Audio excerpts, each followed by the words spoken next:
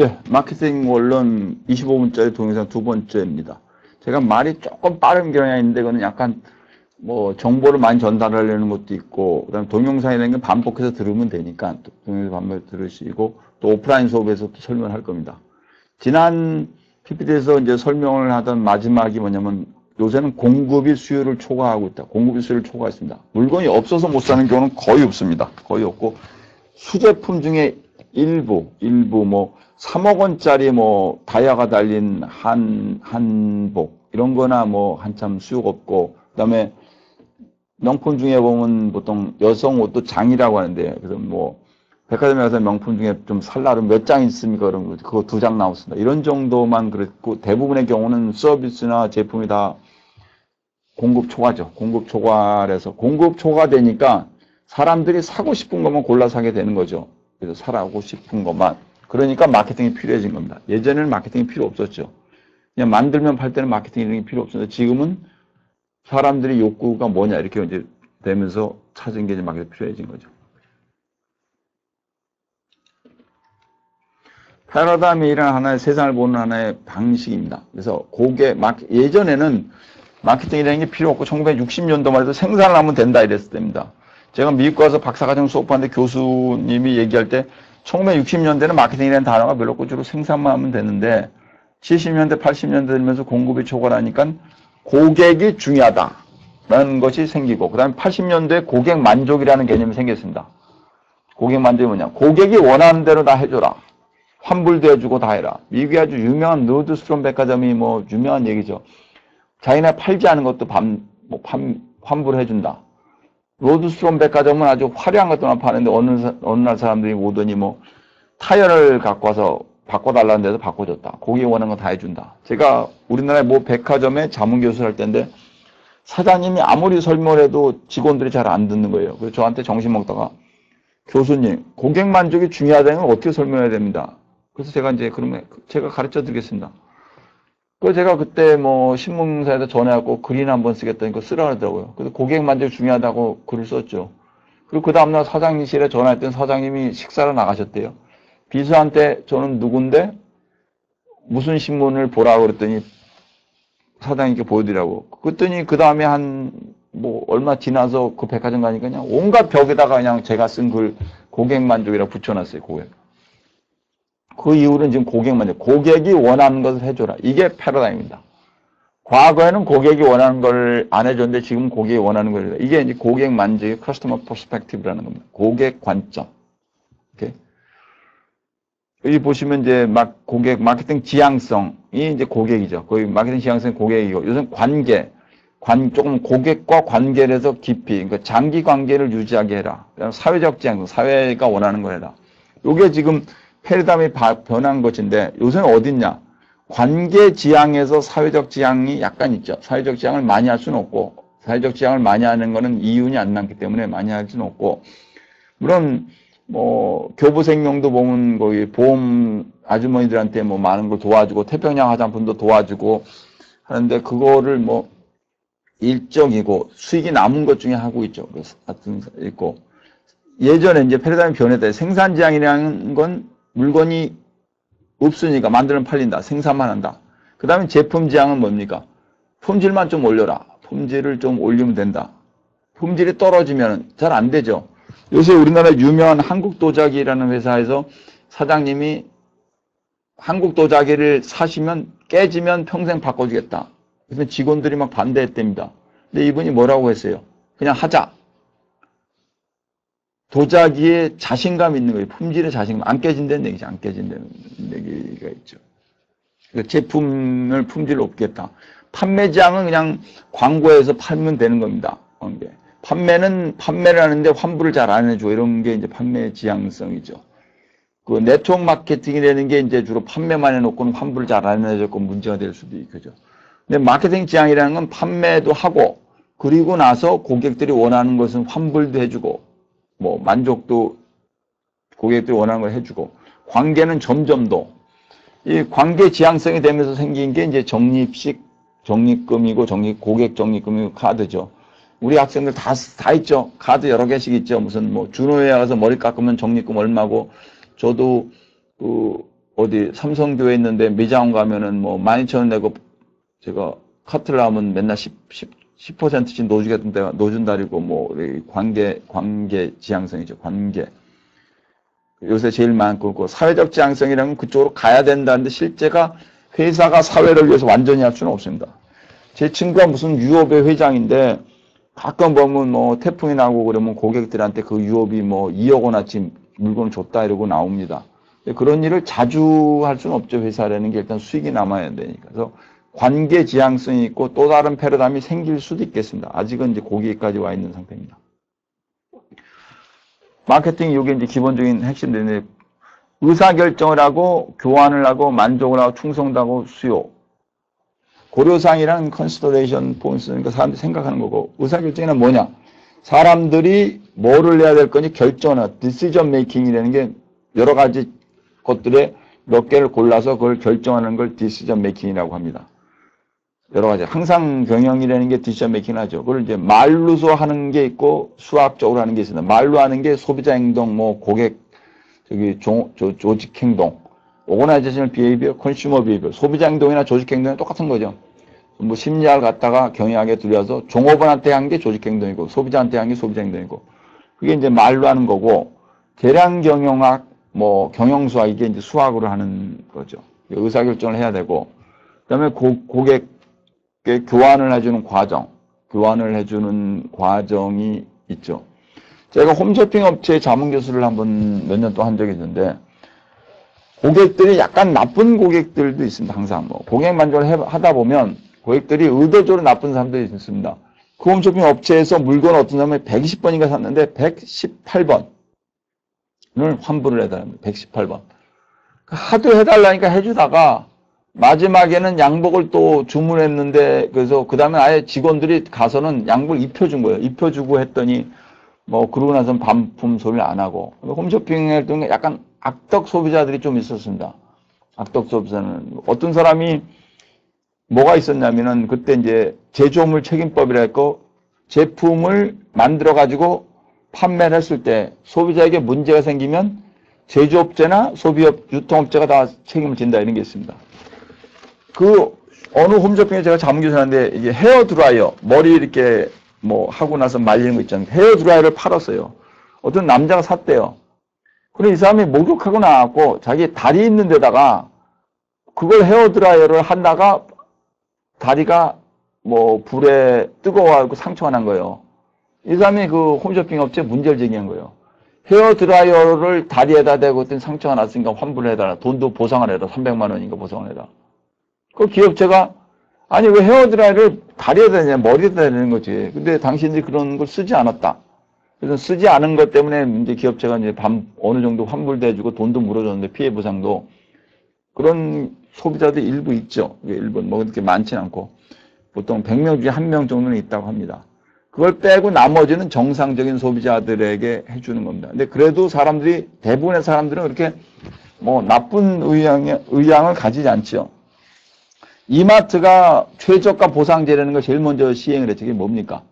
이마트에서 물건을 사고 1990년대 후반으로 알고 있는데 2000년이 되기 전에요. 물건을 사고 그 다음에 뭐 그날이나 며칠 동안인가 뭐서 그 물건보다 싸게 똑같은 물건을 더 싸게 주위에서 사면은 영수증을 갖고 오면 그 값에 바꿔준다. 12,000원에 이걸 샀는데 다른 데 가서 11,000원이다 그러면 11,000원 해주겠다는 얘기죠. 근데 실제로 그렇게 광고를 냈는데 실제로 그렇게 와서 최저가 보상제에서 환불을 받아간 사람은 거의 없고 근데 왜 그렇게 했느냐? 광고 효과죠. 이 업체가 이마트가 제일 싸다는 걸 사람들한테 보여줬다는 의식죠. 그게 이제 광고 효과였죠. 교환이라는 건 소비자 원하면 교환을 해줘야 되죠. 고객 만족이란 고객들이 원하는 것을 충족시켜주는 것. 나중에 이제 마케팅 원론의 내용이 나옵니다. 마케팅 원론이란 프린시플스 마케팅이란 기본적으로 마케팅에 중요한 모든 내용을 담고 있습니다. 그러니까 뭐 중요한 문제는 다 들어가겠죠. 그래서 뭐 고객 만족이 나오는데 소비자 행동 가면 나오는데 고객 만족이 뭐냐? 소비자들이 기대하고 있는 것을 충족시켜주면 만족이고 기대하고 있는 걸 충족시켜주지 못하면 불만족이다. 그게 고객 만족의 핵심입니다. 그러니까 기대와 실제 상황과의 비교. 그냥 고객 충성도, 고객 커스터머 로열티라는 건 고객이 계속해서 물건을 사는 정도. 고객이 계속 사는 경우도 있고 안 사는 경우도. 저는 마케팅 논문도 수십 개, 영어로 수십 개도 쓰고 뭐 그랬지만 실제 마케팅에는 이렇게 뭐 기업체는 자문을 하고 그랬지만 제가 물건을 사는 경우는 별로 없습니다. 거의 사는 적도 없고 제가 1년에 물건을 사는 거는 음식점에서 밥 먹고 소주 빨간 거 사는 거, 그 다음에 책 교보문고 가서 가끔 사는 거, 그 다음에는 가끔 이마트에 가서 양말이나 뭐 이런 것 좀 사는 거. 나머지는 없죠. 모자 사고 나머지는 없고, 나머지는 저는 전부 그 돈을 가지고 이제 요새는 우리 서울여대 학생들 밥 사주는 데 많이 썼고, 그냥 부자 키우기 위해서 하는 데만 썼고 나머지는 쓰지는 않습니다. 근데 이제 저는 이제 그 물건을 여러 가지 고르는 것 자체가 귀찮아가지고 그냥 술은 하나만 먹습니다. 소주 빨간 거. 근데 밥 먹으러 가면 뭐 어느 날 어디는 소갈비 먹고 어디는 양장피 먹고 어디는 짜장면 먹었는데 그거만 먹습니다. 그랬더니 음식점에 가면 사람들이 딱 알아요. 그러니까 그게 고객 충성도가 높다는 거죠. 근데 이제 다른 사람, 우리 집사람 같은 경우는 브랜드를 자꾸 바꿔가면서 여러 개 있어요. 그러니까 이제 특정 브랜드의 충성도보다는 그 제품에 대해서 성향이 다른 거죠. 그러니까 아주 하일리 로열한 커스터머, 저 같은 경우도 있고, 특정 브랜드나 특정 점포에 대해서. 그 다음에 그렇지 않은 고객도 있고, 중간이 대부분이죠. 그 다음에 이제 수요를 채워주는 거. 이게 이제 마케팅의 기본적인 개념들입니다. 마케팅 원론은 이제 처음이니까 여러분이 동영상도 시청하시고, 그 다음에 교과서도 읽어보시고, 오프라인 수업도 해보시고, 오프라인 수업은 제가 질문도 많이 던질 겁니다. 그 다음에 이제 뭐, 여러분이 인터넷에 찾아보시고, 그 다음에 회사에 가서 인턴이나 알바를 해보시면 느끼게 될 겁니다. 수입, 수요, 고객관계, 뭐, 이래서 차별화. 여기 이제 중요한 얘기를 하나 있습니다. 표적 시장과 가치 제한, 그 다음에 차별화, 기술 및 지식. 이런 아주 중요한 개념입니다. 표적 시장이란 타깃 마켓이라는데요. 생각을 하고 있는 시장. 그 고객. 자동차에 보면 우리나라에 이제 현대자동차가 한 10가지 종류가 승용차 중에 한 10가지가 있는데 제일 좋은 게 이제 에쿠스가 있고 제너시스가 있고 그랜저가 있고 소나타 있고 이렇게 있는데 그랜저라는 게 타깃이 누구였냐면 좀 수입이 높은데 오너 드라이버, 그러니까 자기가 직접 오너 드라이버인 경우, 기사가 없는 경우. 기사가 있는 경우는 주로 이제 에쿠스를 타죠. 기사가 없이 오너 드라이버를 자기가 하는 모는 사람들에 위해서 만든 게 이제 그랜저라는 겁니다. 조금 좋은 차는 원하는데 자기가 몰고 다니는 경우. 그 다음에 약간 스포츠카는 뭡니까? 아주 젊은 20, 30대들이 타는 스포츠카는 표적 시장이 20, 30대죠. 스포츠카는 2인석이 많습니다. 4명이 탈 필요 없죠. 그리고 우리 여학생들한테 가끔 얘기하는데 스포츠카는 함부로 타지 마십시오. 우리나라는 안 그런 것 같은 미국에는 스포츠카를 왼쪽에 남자 드라이버가 문을 잠그면 절대로 안 열립니다. 절대로 안 열리는 경우가 있어요. 그래서 괜히 여학생이 남자하고 둘이 자동차에 있는 경우가 있으니까 위험할 수도 있고, 그러니까 제가 이제 여학생들한테 타지 말라 했더니 학생들이 웃고 막 그러는데, 스포츠카는 그렇게 돼 있죠. 그 다음에 어떤 밴은 다르고, 이게 타깃이 다르답니다. 타깃이 다른 거고. 그 다음에 가치 제한. 밸류 프로포지션이 뭐냐면, 타깃이 원하는 것에 맞추어서 물건을 파는 것. 제가 명품 업체들 자문도 숱하게 했고, VIP 마케팅이라는 개념도 제가 만들었고, 부자학도 제가 만들었고, VIP 마케팅 책도 내가 썼고, 근데 그 명품을 누가 사느냐, 그래요, 사람들이요. 실제 명품은 누가 삽니까? 명품은 부유층들이 사는 게 아니고, 부유층이 되고 싶어 하는 사람들이 사는 겁니다, 실제는. 물론 부유층이 되는 사람, 물질이 좀 남는 사람들도 명품 사긴 사는데, 그 사람들은 실제 그렇게 많이 안 삽니다. 그리고 국내에서 팔리지도 않고 잘. 인천공항 면세점이나 홍콩이나 뭐 뉴욕 같은 데나 프랑스 같은 파리 같은 데 가끔 사는데 그렇게 미국도 부유층은 물건을 그렇게 많이 안 삽니다. 한번 사면 오래 쓰죠. 근데 부유층이 아닌 사람들이 뭐 20, 30대 오피스 걸드 직장 다니면서 돈을 좀 자주 벌거나 30, 40대 아주머니들인데 조금 그런 거에 해픈 아주머니들이 많이 삽니다. 실제는 대중지향적인 명품들이 많은데 그 사람들이 왜 그런 생각을 하냐면은 나는 뭐 한 달에 월급이 5, 600만 원이고 6, 700만 원인데 내 친구는 뭐 3천만 원이다. 그 걔는 명품을 사는 것 같더라. 2천만 원짜리. 나도 그걸 사고 싶은데 힘드니까 카드로 긁어서 사는 다음에 그러니까 그걸 사고 싶은데 힘드니까 사고 싶은데 그 대신 판매업체 입장에서는 2천만 원에 팔면 잘 안 팔릴 것 같으니까 그거랑 거의 비슷한 거랑 800만 원 내면 불티나게 나옵니다. 30억짜리 다이아를 박은 한복이 하나 있는데요. 30억짜리가 팔리는 게 아니고 그 30억짜리를 걸어놓으면 그것이 있다는 걸 사람들이 알고 나면 그것과 거의 비슷한 건데 한 3천만 원짜리가 나면 불티나게 팔리죠, 실제가. 그러니까 모방 심리에 따라서. 그러니까 가치 제한을 어떻게 하냐. 그런 것을 비슷한 거라는 걸 제공을 해서 사람들이 사게 만드는 겁니다. 그게 이제 마케팅의 수법 중에 하나죠. 차별화라는 건 뭐냐? 디퍼런시에이션이 아주 중요한 개념입니다. 기본적으로 동일한 제품을 판매해서는 거의 팔리지 않습니다. 동일한 제품은 어떤 결정만 합니까, 소비자가? 가격밖에 안 보이죠. 학생들, 똑같은 짜장면을 팔아요. 우리나라에 서울 시내에 중국집이 있는데 100군데가 똑같은 걸 판다래. 맛이 똑같아, 똑같은 맛이에요. 그러면 어떻게 사람들이 고릅니까? 위치가 어디에 있냐? 우리 집에서 가깝냐는 것도 중요한 문제고, 그 다음에 가격이 어디가 싸냐? 어디는 2,500원인데 어디는 4,000원이에요. 어느 걸 고릅니까? 2,500원. 동일한 물건일 때는 가격밖에 결정권이 잘 안 납니다. 물론 위치도 멀면 잘 안 가겠지만, 뭐, 멀어도 이제 멀리 가면 가죠. 싸면은. 근데 물건이 다르면 가격이 그렇게 중요한 얘기가 아닙니다. 그냥 3,000원짜리 짜장면이 있는데 저쪽에 거는 그거보다 훨씬 더 양도 많고 맛이 있는데 2,500원이야. 그럼 뭐 불티나죠. 아니면 양도 있고 달러 3,500원인데도 더 비쌀 수도 있고 쌀 수 있는데 물건이 달라지면 급이 다르면 가격이 그렇게 중요한 요소가 아닙니다. 물건이 동일할 때만 가격이 중요한 요소입니다. 따라서 기본적으로 물건을 다르게 만들고 나면 가격보다는 그 물건의 성향이나 물건의 성격이 디퍼런시에이션 포인트에 따라서 달라지는 겁니다. 따라서 경쟁을 이기는 가장 좋은 방법 중에 하나가 다른 것을 만드는 겁니다. 다른 거. 물론 마이클 포터라고 하버드 대학의 교수가 뭐라고 했냐면 경쟁에는 세 가지. 하나는 가격을 싸게 하는 것, 두 번째는 다르게 만드는 것, 세 번째는 초점에 맞추는 것. 근데 가격을 싼 거는 기본적인 것이고 물건이 달라요. 이게 디퍼런시에이션입니다. 그래서 여러분이 이제 마케팅 수업을 하고 이제 프로젝트도 하고 그다음에 기업체 가면 항상 물어보는 게 이런 얘기입니다. What's new? So what? 미국에서 맨날 하는 얘기가 있는데 뭐가 새롭고 그래서 뭐 어땠다는 거야. 입니다. 뭐가 새로우냐? What's different? What's new? 그러니까 뭐가 새로운 것만 팔리게 됩니다. 여러분들 시장에 가면은 재래시장에 가면은 뭐 보이는 게 똑같고 백화점 가서 롯데백화점 가서 명동에 있는 롯데백화점 제품이 한 60만 개인가 80만 개가 있다는 명동 롯데백화점 가서 쭉 돌아다 보면서 여러분이 1분에 뭐 수천 개를 눈에 쏘면 됩니다. 쫙 하다가 거기서 눈에 띄는 건 특별한 것만 띄죠. 특별한 것만 차별화가 될 수가 있는 거다.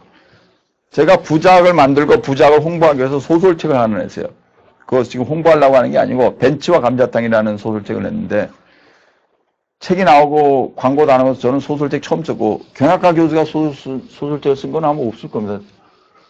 그 다음에 두 번째 쓰다가 지금 잘 안 쓰고 요새 부작 원로만 열심히 쓰고 있는데 나중에 퇴직하면 이제 소설책을 쓰려는데 그때 벤츠와 감자탕이라고 했더니 방송국에서 몇 번 올라와서 가서 인터뷰하는데 왜 벤츠와 감자탕이냐? 이게 부자와 빈자를 비교한 거다. 그거 어떻게 된 거냐? 그래서 제가 성북동에 살아보니까 맨날 보이는 게 벤츠만 보이고 하월곡동에 그 전에 살았더니 그건 집에 보니까 맨 감자탕만 보이더라. 감자탕에. 그래서 벤츠와 감자탕이라고 적다. 거기는 방송국에 아나운서가 막 웃고 그런 적이 있는데 좀 특이하시네요. 특이해서 그래서 그 책이 초기에는 상당히 많이 나왔습니다. 뭐 그다음 광고는 안 했으니까. 근데 차별화라는 거는 생각을 다르게 하고 그걸 다른 관점에서 만들어내는 것. 물론 차별화가 성공할 때도 있고 실패할 때도 있습니다. 코카콜라가 차별화를 해서 성공한 것 중에 하나죠. 실패한 거는 이제 반팔 양복을 제가 설명을 드리겠습니다.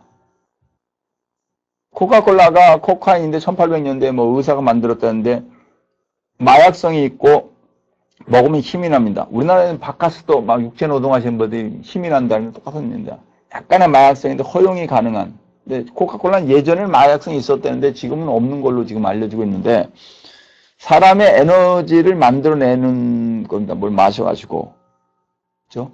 그리고 코카콜라가 얼마나 독하냐면 도로에서 교통사고 나가지고 만약에 사람들이 다치고 막 피가 흐르잖아요. 경찰관이 뭘로 닦는지 압니까? 도로 바닥에다 코카콜라 쫙 뿌려요. 그럼 깨끗해져요. 그렇게 독한 겁니다. 코카콜라가. 그런데 아주 맛이 독특하죠. 독특하고. 그걸 차별화 포인트죠. 그건 성공을 했고 다른 음료수에 비해서 마운틴 듀라고 있습니다. 미국과 마운틴 듀라는데 그것도 맛이 조금 다르죠. 좀 노랗고 뭐 좀 다르고. 근데 펩시콜라하고 코카콜라하고 콜라가 그런 게 좀 다른 게입니다. 반팔 양복은 모 백화점이 이제 출시됐다가 망했는데 잘 안 됐는데 차별화를 한 건데 그 양복을 만드는 사람이 지하철 타서 그러니까 여름에 겨울에는 뭐 긴팔도 상관없는데 여름에 긴팔 이렇게 하니까 덥더래요. 그래서 이걸 잘라버리면 어떨까? 그 반을 잘라가지고 양한 거야. 그래서 한번 TV에도 나오는데 그 다음에 그렇게 사람들이 이건 양복이 아닌 것 같다 이랬습니다. 그러니까 중요한 거는 차별화를 했다고 해서 성공을 다하는 것은 아니고 차별화를 하고 나서 소비자들이 그걸 받아들여야 된다. 이게 핵심 요소입니다. 제가 마케팅 교수로 히트를 친 것 중에 하나가 제가 만든 게 뭐 VIP 마케팅도 히트를 쳤고 그거는 기업체들이 많이 알고 부자학도 그랬죠. VIP 마케팅 여러분이 잘 모를 테니까 이제 부자학은 어떻게 했느냐. 2003년도에 새로운 교양 과목 만들라 해서 학교다 신청했더니 학교에서 하라 해서 2003년도 가을에 부자학이라고 다 신청해서 냈어요.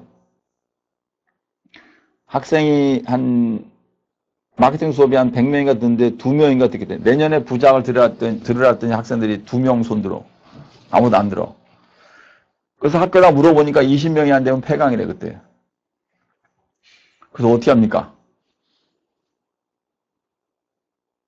그래서 일주일 동안 생각해가지고 새로운 디퍼런트 포인트를 찾았어요. 그래서 그 다음 수업 수행을 딱 들어가서 그때는 이제 3시간 다 연강이었습니다. 요새는 이제 연강이 안 되지만 옛날에는 이제 이론은 연강이 안 되죠. 예전에는 이론도 다 연강을 했는데 학생들 들어가서 뭐라고 했냐.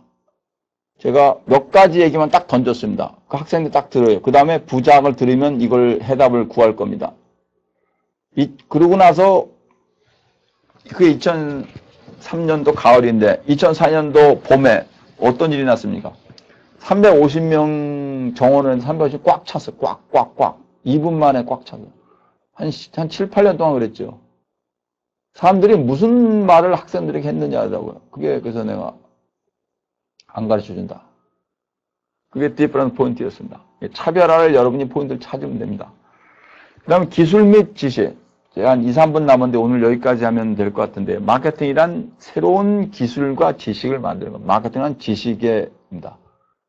동일한 제품을 잘 만드는 건 어디서 하는 거? 프로덕션에서 하는 거다. 생산에서 하는 거고, 오퍼레이션스 매니지먼트 프로덕션에서 하고, 기술이나 지식이라는 건 고객들에게 이걸 어필할 포인트를 만들어내는 것이 중요한 겁니다. 이걸 다 지식입니다. 제가 미국에서 와가지고 우리 친구, 오래된 친구, 고등학교 동창을 만났더니 그 친구가 테팔이라는 것입니다. 테팔이라고 알죠? 후라이팬. 테팔 공동사장이라 하더라고, 우리 친구가. 갔더니, 우리 친구가 오라서 갔더니 그 회사 갔더니 테팔 후라이팬 한 10개씩 줘요. 그래서 막 들고 나오고 그랬는데, 그 다음날 학교 와서 학생들 나눠주고 그러는데, 거기 있는 마케팅 본부장이 물어보는 거예요. 교수님, 뭡니까? 질문 하나 합시다. 뭡니까? 우리 테팔이 지금 광고비를 그 당시에 뭐 몇십억인가 썼어요. 1년에 몇십억인가 뭐 썼는데 100억인가. 광고비를 다 줄이면, 광고를 주로 TV 광고를 했는데 광고를 안 하면 매출이 어떻게 되겠습니까? 이러다고. 제가 딱 듣다가 현재보다 절반이거나 조금 위일 거다. 한 75%에서 한 50%에서 한 60, 70% 될 거다 했더니 그 직원들도 그럴 것 같습니다. 그렇죠? 광고를 수십 년 해보다 광고를 끊으면 매출이 거의 절반 떨어집니다. 그리고 광고를 아예 안 하면 안 나갑니다. 여러분, 내 친구가 아주 전설적인 책을 하나 봤는데 그 친구가 김진명이라고 혹시 여러분들 알지 모르겠는데 무슨 무궁화꽃이 피었습니다 팔았는데 고등학교 동창인데 그 친구도 다른 고등학교, 똑같은 고등학교 다녔는데 테팔의 사장하고 이 친구하고는 다른데 이 김진명 작가가 원래 책 제목은 그게 아니었어요. 검은 코끼리의 비밀인가 가지고 책을 냈는데 2권 팔렸어요. 그걸 가지고 우리 다른 고등학교 동창이 또 신문사에 있고 또 출판사에 있는 사람들이 이걸 보고 내용이 괜찮으니까 다시 해가지고 냈던 그 다음에 300만 권이게 팔았어요. 내용은 거의 동일해요. 뭡니까? 새로운 기술이죠. 그렇죠? 제가 딱 2명이 부작 듣겠다는 걸 몇 개월 후에 350명을 만들었고 그 다음에 지금 그런 과목을 만든 거나 내 친구가 무궁화꽃 2개를 팔린 다음에 200만 권 판 거나 똑같은 기술을 쓴 겁니다. 다른 기술. 예, 여기까지 하겠습니다.